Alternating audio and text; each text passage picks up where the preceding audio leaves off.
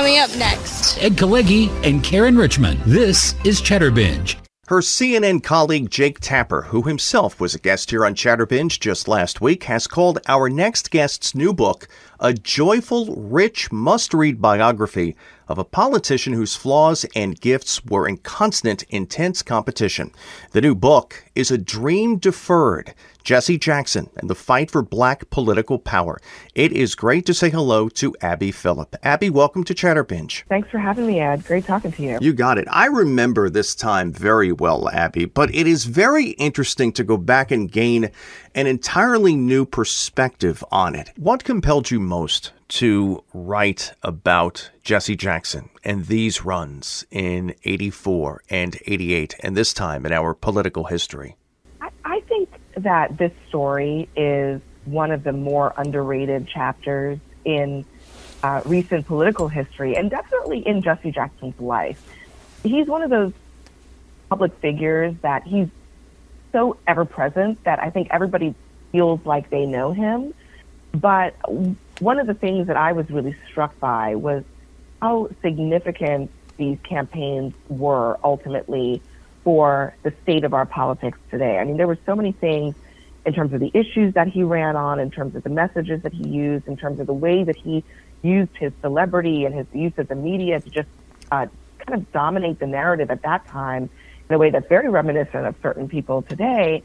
But he also changed the rules of the Democratic Party that opened the door for outsider candidates. And, you know, honestly, it feels like a time right now where an outsider is the thing that so many Americans are clamoring for. And Jesse Jackson paved the way for that in many respects.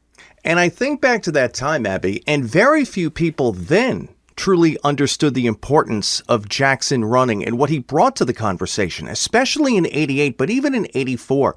There is a quote by David Broder from a conversation that he had with Larry King on the radio. This was in December of 84, and they were talking about Jackson's run that year. And Broder said Jackson discovered himself and he discovered a constituency. And you just referred to it here. This was a watershed moment for the framework of how Democrats could not only win the White House from then on, but could introduce issues into the national lexicon that really weren't there before.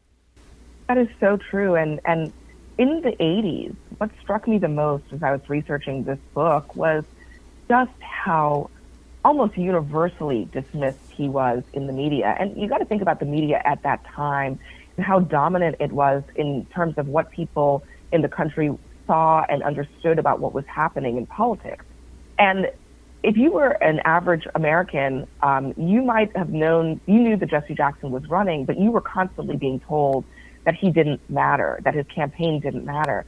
But what was really happening behind the scenes was that he was figuring out this really unique message that blended, you know, economic populism and solidarity with a message of a coalition of people of all different backgrounds. And he brought so many people into the political process and put so many issues on healthcare, on, on the Israel-Palestine conflict, on apartheid, on all kinds of different issues. He brought it into the conversation in a way that no one else did, on women in politics.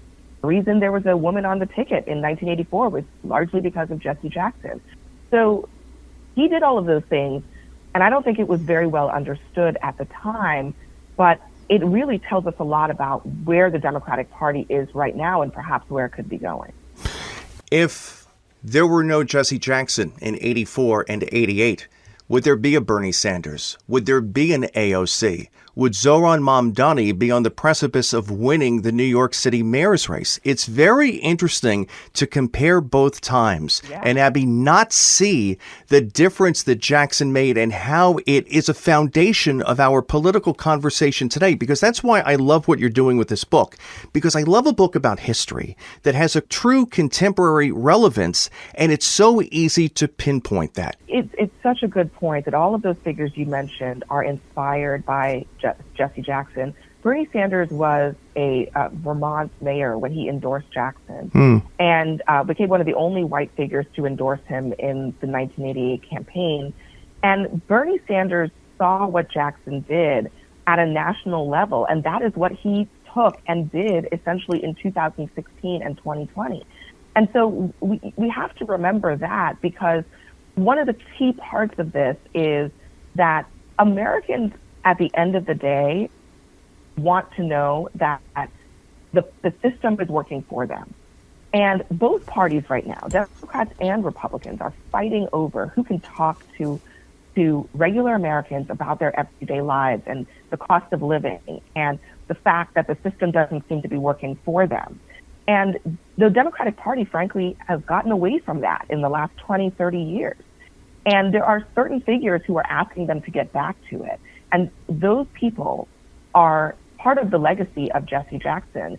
And the next election, I promise you, is going to be fought on this ground, on who can best speak to the common economic interests of Americans and convince them that they have a real message and solution for them. I think the average person does not realize when they revisit history how close Jesse Jackson actually came in 1988 in securing the Democratic nomination. That was very competitive. And I think about whether... He was the runner-up. Yeah, did he run too soon? I think about this, Abby. Was 84 simply too early for a variety of reasons? And what would have happened if the momentum of 1988 had occurred 4 years later? In 1992, what if he had thrown his hat in the ring with Bill Clinton and challenged Clinton for the nomination and went through the primary season and brought up these issues once again? And it was only, I understand, one cycle later, 4 years. But 4 years during that time, in the 80s into the 90s, we evolved as a country very much in many different ways. Abby, it's very hard not to wonder, what if Jackson had run in 92? Yeah, it's a good question, because he did definitively decide not to run, in part because he was afraid of being blamed for another loss for the Democrats if they didn't win that election. And yeah, I do think he was a man before his time. I mean, obviously the 80s, there was still a lot of unwillingness to see a black man doing the things that he was doing.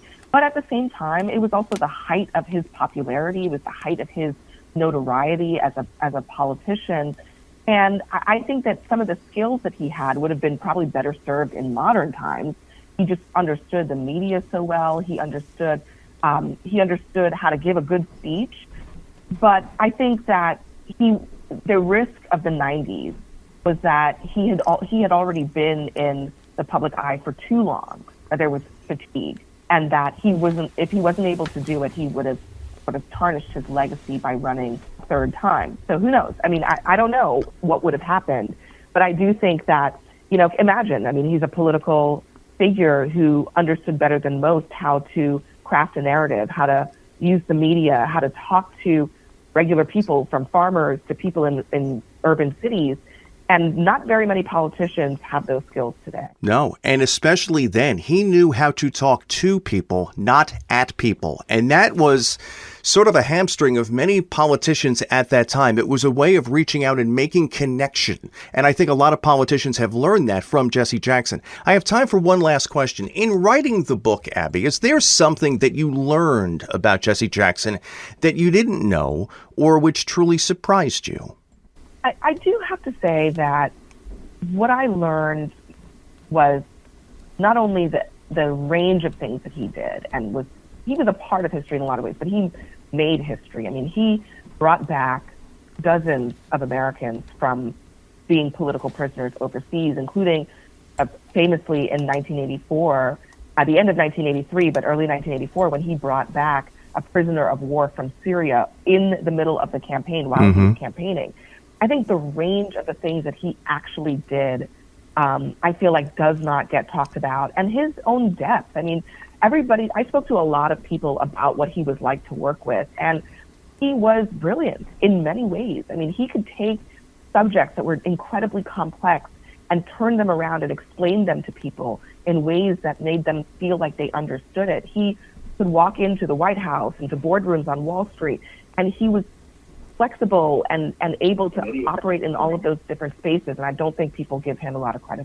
It is a fascinating read. Once again, Abby's new book is A Dream Deferred, Jesse Jackson and the Fight for Black Political Power, published by Flatiron Books. It is available now. And don't forget to join Abby and her panel on Newsnight, weeknights at 10 Eastern, 7 Pacific on CNN. Abby Phillip, I've enjoyed this. Thanks so much for joining us here on Chatterbinge. I really have enjoyed it too. Thank you. Have a great day. Take care. It is a very interesting look back at two very specific runs for the White House. Runs that I don't think were appreciated as much then as they obviously are now. And to see and to be able to draw that DNA link from the things that Jackson was saying then to not only the things that people are saying now, but for an entire ideology and an entire movement that can be traced to those Jackson runs in 84 and 88. I'm Ed Kalegi. Great conversations happen here. Chatterbinge.